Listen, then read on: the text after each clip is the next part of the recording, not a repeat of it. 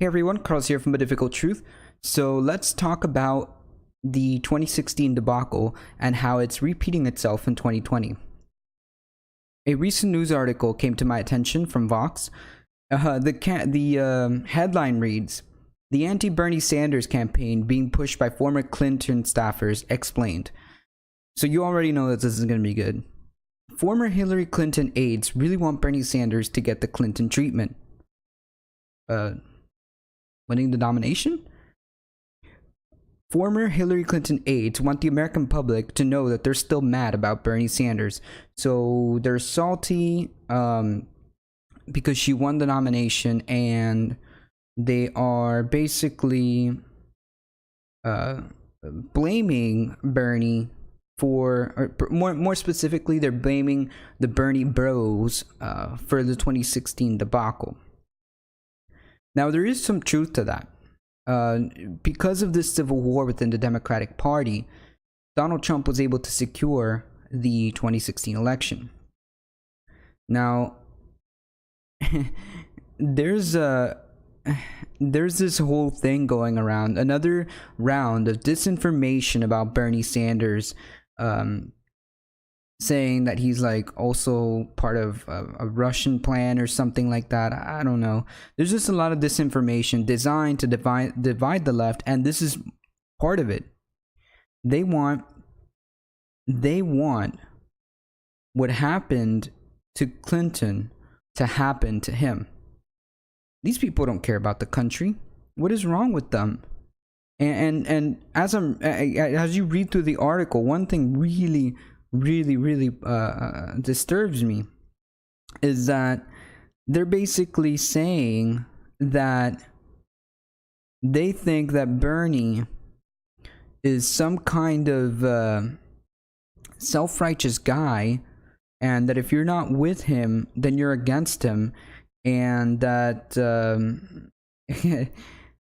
and that's somehow the same as Donald Trump. Here, I'll read you the quote. And I quote, "But he has this self-righteous attitude to himself. If you're not with him, you're against him." And I think we're seeing that kind of behavior in the White House, to be honest. And that style is not what we need. So he's basically comparing, or she's basically comparing, she's basically comparing Bernie Sanders to Donald Trump.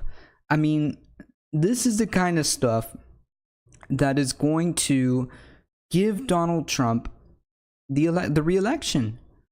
We can't have this Democratic civil war again and expect a different result.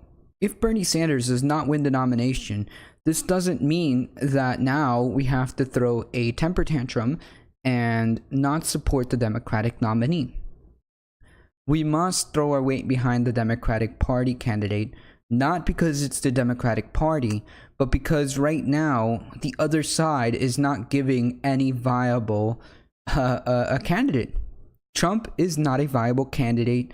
We couldn't afford the first presidency, much less a re-election. We have to do everything in our power to give the power back to the people, vote somebody in who is going to attempt to pump the brakes on this and turn us around. And right now, the Republican Party isn't really offering us any real choice. The Democratic Party has its criticisms. We can go on for days about it. But at least with the Democratic Party, we have some sort of a leash. We can hold them accountable to all the things that they say.